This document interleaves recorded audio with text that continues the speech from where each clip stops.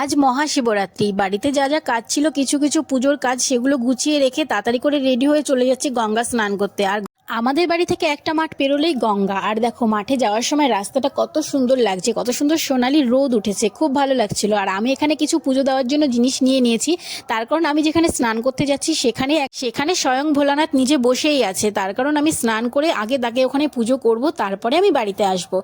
বাড়িতেও আমার ভোলানাথ রয়েছে, তাতে কি, এখানেও ভোলানাথ বসে আছে। আগে আমি একে পুজো দেব, তারপরে আমি বাড়িতে গিয়ে পুজো দেব। তারপরে আমি গঙ্গা স্নানের জন্য গঙ্গা পাড়ে চলে এসে আমি গঙ্গা দিকে নেমে যাচ্ছি স্নান করার জন্য।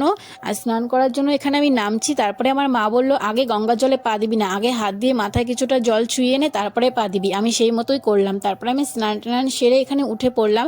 আমি যে বাড়ি থেকে দুধের ঘরটা নিয়ে এসেছিলাম, সেটা নিয়ে আবার গঙ্গায় নেমে গেলাম। সেটার মধ্যে আমি জল নিয়ে নেব, যেটা আমি ভোলানাথের মাথায় দেব। তারপরে এখান থেকে জলটা নিয়ে আমি চলে আসলাম একটা প্রণাম করে সূর্যকে। এসে এখানে ভোলানাথকে পুজো দেওয়ার জন্য বসে পড়েছি। তারপরে যা যা করতে হয় আমার মা আমাকে পাশ থেকে বলে দিচ্ছিল। আমি সমস্ত কিছু নিয়ম কারণ মেনে এখানে পুজো করছিলাম। আমি যতদূর যতটা জানি সেভাবেই পুজো করছিলাম। মাকেও কিছু কিছু জিজ্ঞাসা করে নিচ্ছিলাম। গঙ্গা থেকে আমি যে জলটা নিয়ে এসেছিলাম সেটা আমি মহাদেবের মাথায় ঢেলে দিলাম।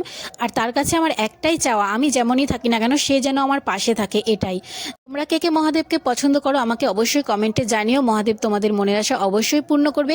এখানে সমস্ত কিছু পুজো টুজো কমপ্লিট করে আমি এবার বাড়ি চলে যাব। আর বাড়িতে গিয়েও আমি সেখানে পুজো দেব।